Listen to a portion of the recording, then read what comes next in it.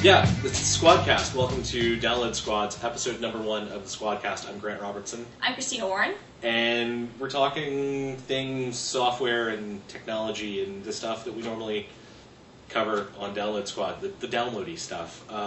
It's our first episode of the Download Squadcast, and when we started this, we started planning for this, we started thinking, well, we kind of want it to be, just conversational and fun and all that, but we don't want to be too much Dignation. And we don't want to be like Dignation. We don't want to have beers and... No, and here we are on a couch with laptops in our laps and no beer.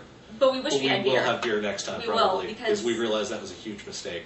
But yeah, so... and we have much less money. Yeah, we do have much, much less money. So, yeah, with apologies, I guess, to Kevin Rose. Yeah, we're the Squadcast.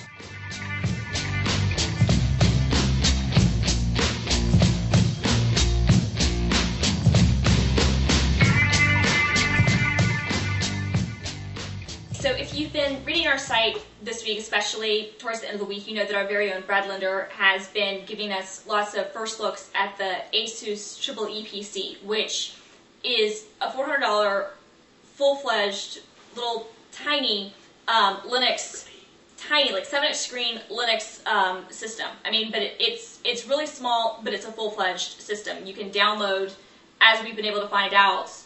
Yeah, it's a full-fledged Debian PC. Well, it's Xandros, but Xandros is Debian based, and the whole Linux derivative thing.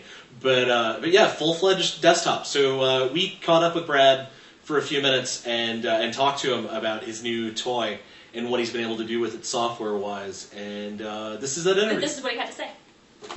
How's your week with the first week with the EE PC working out? I'd say I've been pretty impressed with it so far. I brought it home on Friday, and I've already hacked the heck out of it. And by hacking, I don't mean taking it apart, because that actually avoids the warranty. I don't want to talk too much about the hardware here, but it's a full-fledged PC, and you can actually go ahead and put in more storage capacity, more RAM, but you avoid the warranty by doing that, which is a little bit annoying. But you can, it turns out, do a lot of things that Asus has initially promised and then failed to deliver. For example, Asus had said that this was going to be a very easy-to-use PC, and therefore it shipped with the default interface that we showed you on Download Squad in our introductory videos. It's got 6 tabs, internet, work, play, for example, instead of having a start menu.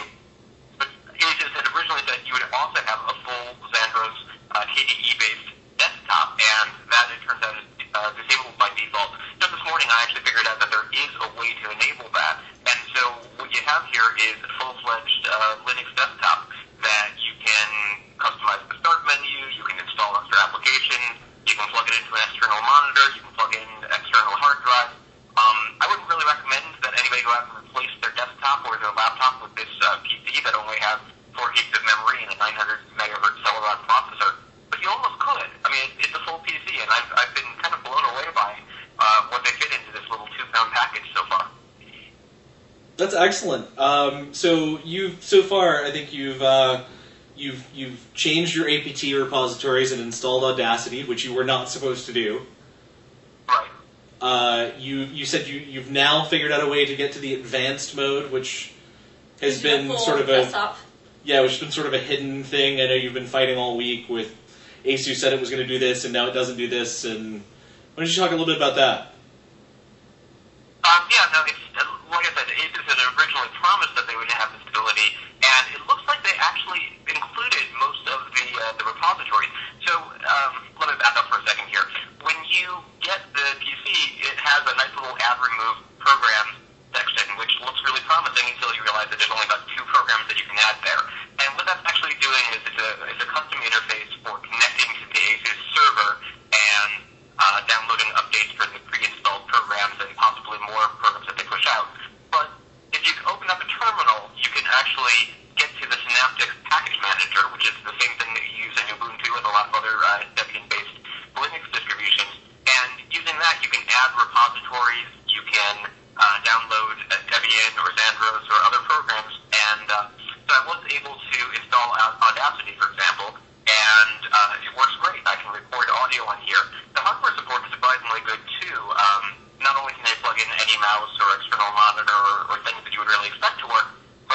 a digital audio recorder called the Zoom H4 that I use for recording interviews frequently, and it also works on the PC as an audio interface, meaning you can plug it in and use it like a microphone for a PC, and you can use it to input sound into a PC. It sort of acts like an external sound card.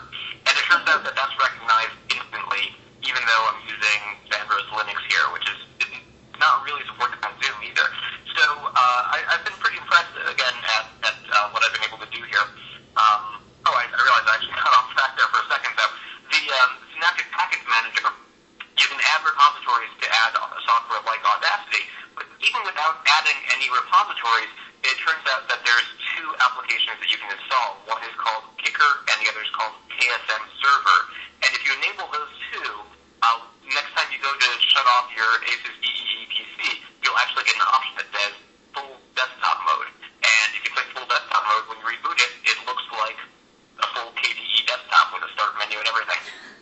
Ah, that is exactly non-obvious. Yes, exactly. They didn't make it easy to find that, and I have to give a shout-out to the people over at the eeuser.com forums. They have a great wiki, a really active user community. There's people who have only had their EEE PCs in hand, and I really hate saying EEE PC. I'm going to have to give this guy a name. I'm thinking about Tiny. Triple E PC. So they've only had their Tiny for a couple of days, and they've already found some really amazing things that you can do with it, and I think that the community is only going to get stronger and stronger. Well, the unit only came out on the 1st, right? What was that? The unit only came out on the 1st of this month, right? So we're only like... It's the 3rd. 3 days into this as we're recording this. Yeah. In the U.S., it's only been available since Friday, or actually Thursday. And so I went in, and I happen to be in New York, which is one of the handful of cities where they ship these to retail stores.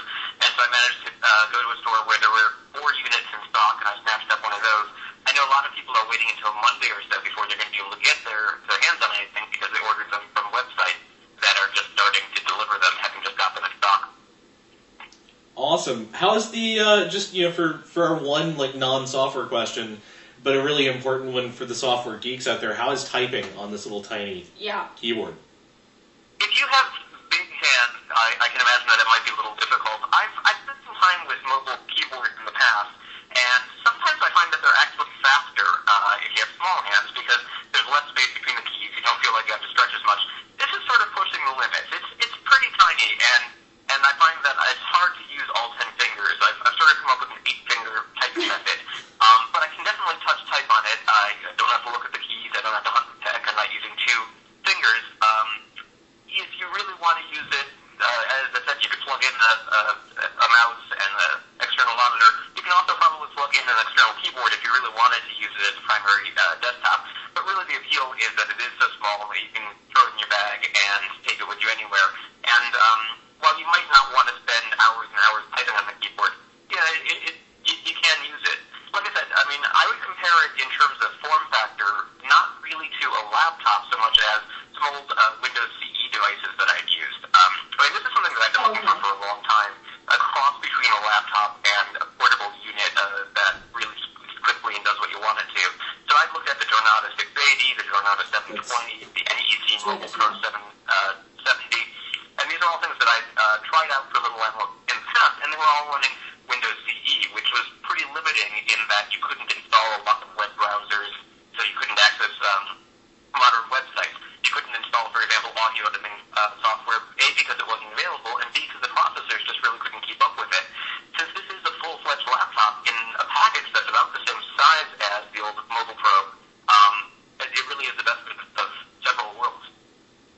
Fantastic. So what are your biggest complaints so far, I guess? We'll get to the negative.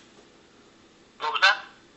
What are your biggest complaints with the EEE PC so far, now that we've dubbed it the EEE, because EEE is too cumbersome to say? I think probably the biggest complaint would be, there's 2 problems that I've run across.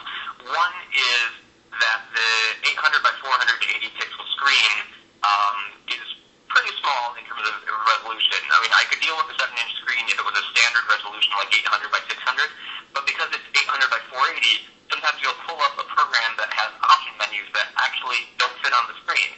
So it makes it really really hard to, for example, put the OK or the apply box in a couple of Firefox add-ons because you just don't have access to the OK or apply box. They just fall below the bottom of the screen. The way around that is to go ahead and plug it into an external monitor, which supports higher, and it'll support higher resolution. So you can actually deal with it that way. But if you don't have an external monitor lying around, or if you happen to be out at the coffee shop working on your laptop, then you're just not going to be able to access certain menus that way. The other big problem that I've had so far is, well, it's not really a problem that I've had so much as my other complaint would be that Asus did sort of disable that more advanced user interface. And I understand why they did that. They wanted to put out a device that was incredibly easy to use, especially for people who have never used Linux before, and treat it more like an appliance than a computer. But it is a full-fledged computer, and giving people the option right out of the box to boot into a full desktop would have really been nice. As I said, it's not that hard to do, but it did take a couple of days for people to figure out that you need to download and install a couple of applications from Asus in order for it to work. All right. Well, Brad, thanks for joining us on the Squadcast, and I assume you're going to be doing more stuff with the asus+eee and keeping us up to date, right? Of course, I will definitely be posting updates as we go along. Excellent. Awesome. Thanks, Brad. Thank you. Thank you. All right, so that was Brad telling us about the asus+eee PC, and like we said, check out the site in the coming weeks, especially, Yeah, Brad's updates. figuring out all kinds of neat As things you to do can with tell, his asus+eee PC. So figuring out tons of stuff as far as the software, how to get different hacks, to do more stuff with it. So continue to check out the site.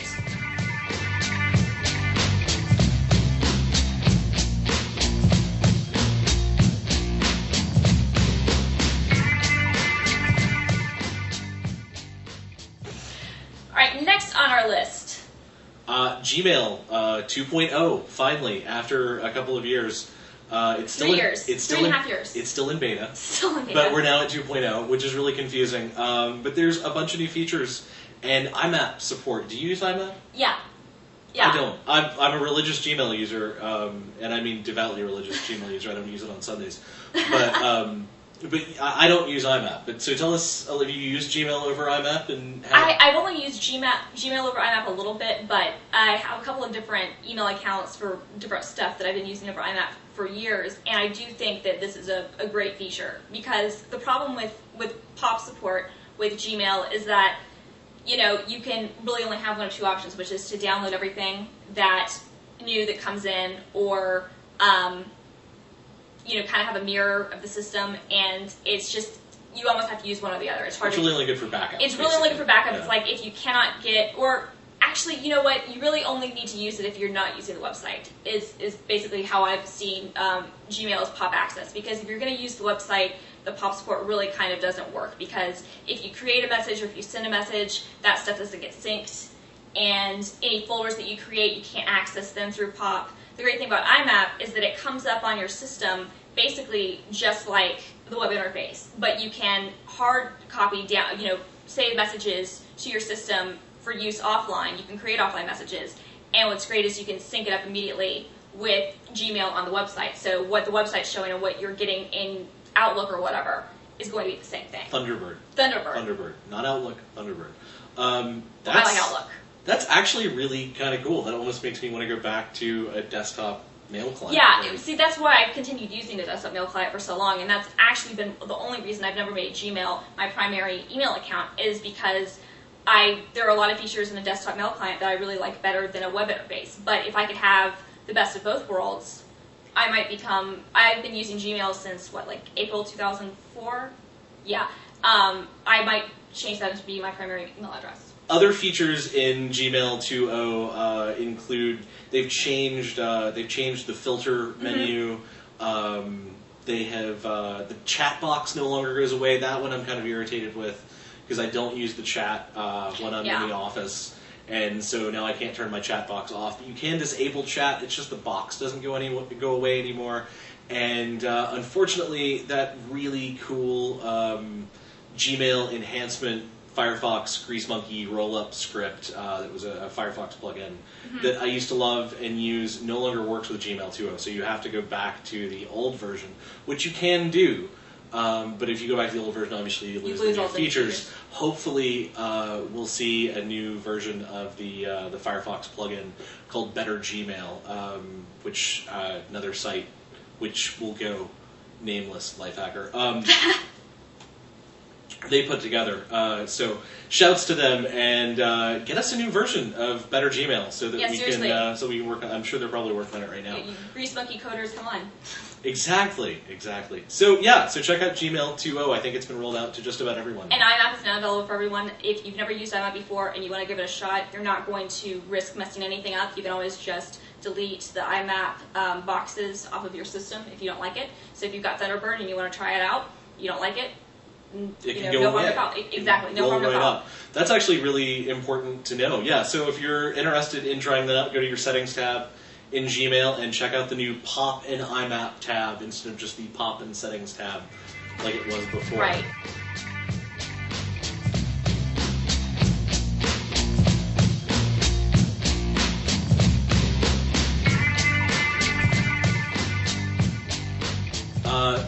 This week, for adoring Mac fans everywhere, which doesn't really include me, OS 10.5 Leopard came out, and as you can tell, there you go.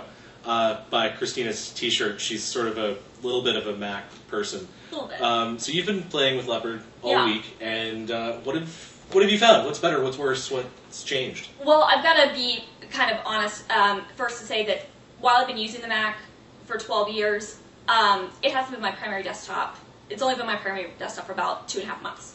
So Confessions of a Download Squad blogger. Yeah, seriously. So no, I'm not like new to Mac or anything like that, but I am, as far as day-to-day use, it's a new thing. So for me, the transition to Leopard is not going to be as significant as it would be to somebody who was using Tiger or Panther before that or whatever for a number of years. Or Cheetah or Kitty Cat or whatever they called it. It was like Panther, Jaguar. It was Jaguar, Panther, Tiger, Leopard. I think that's I don't know if that's right. I think that's right. Email us and tell us that. Yeah, tell us and say, Christina, you should not be able to wear your I'm a Mac shirt, right?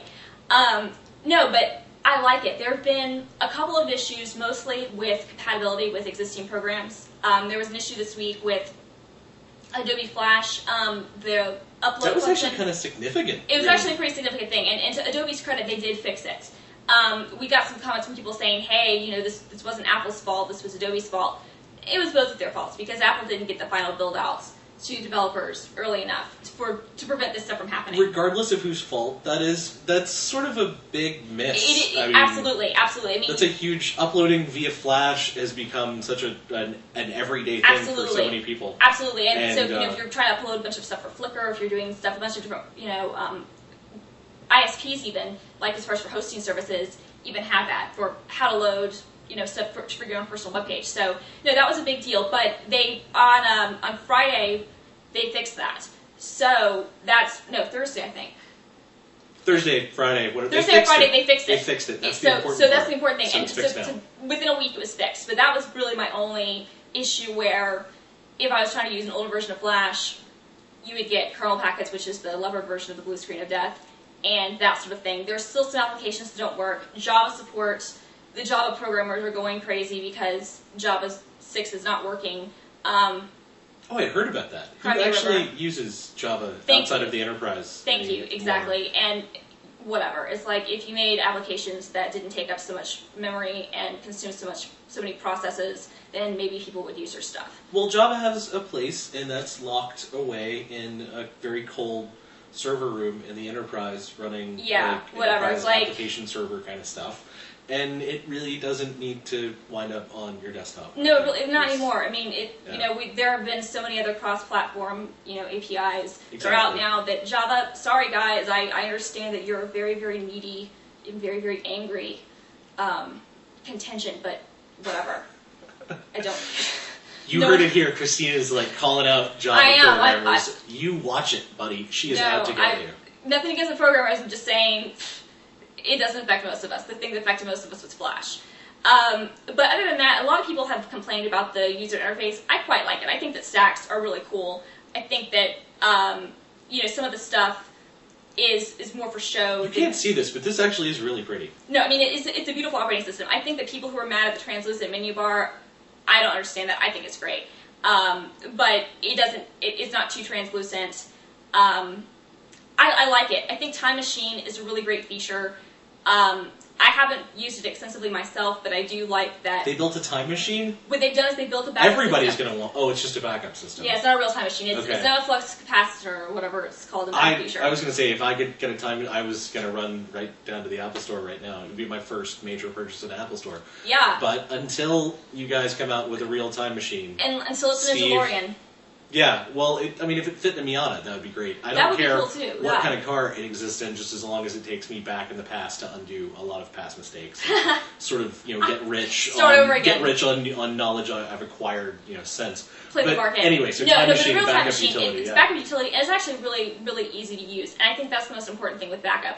That's probably one of the most important things that any computer user, regardless of your operating system, can do is frequent backups. And that's something that, honestly, most home users, even advanced users, don't do that often because it can be backup software is complicated. A lot of times it is. Every piece of backup software that I've ever used that has come from some third party and that's what's great about has been really kludgy and ugly, and I've gotten paid as a consultant to come in and fix those things because other people can't understand them. And that's what's really great about Time Machine. I mean, literally you plug in an external drive, either USB 2 or FireWire, and you tell it to set itself up as your Time Machine drive, and it will back up everything on your system. So it sort of creates a repository on that absolutely external drive. On that external drive, everything. Take that, squirrel it away in a safe or your safe deposit box, or stick it in the trunk of your car. If you keep it connected, it'll update itself every hour. That's kind of nice. Only updating the files that are used. If you can't have it connected all the time, like if I'm at school, I'm not going to carry around an external drive with me because that's one more thing to get stolen. And that's also, if something were to happen to my laptop were to get stolen, I don't want to lose my laptop and my backup. So I think that on that end, having it plugged in all the time doesn't necessarily make a lot of sense if you're going to constantly be on the go. But it is still really nice that you can have it set to do incremental backups, and your entire system will be able to just come back in. You just use Migration Assistant, and you can rebuild exactly what you had before. Well, it seems one of the other points of that would be I'm assuming if it does it once an hour, that when you plug it back in when you come home with your laptop and you plug it back, it'll sync everything up. Exactly. So there's no intervention, and you don't have to go say, I want a backup, and so no, it'll automatically do it. It'll automatically recognize that certain partition of your drive. If you don't want to use the whole drive, if you just want to use a partition, you can set it to do that.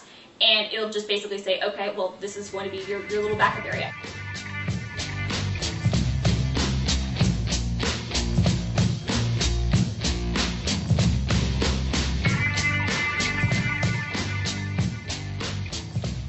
All right, well, that wraps up our first episode of the Download Squadcast. I've laughed, I've cried, it became a part of me. It really has. It's been fantastic. And I'm Christina Warren. I'm Grant Robertson, and we'll see you next time on the Download Squadcast.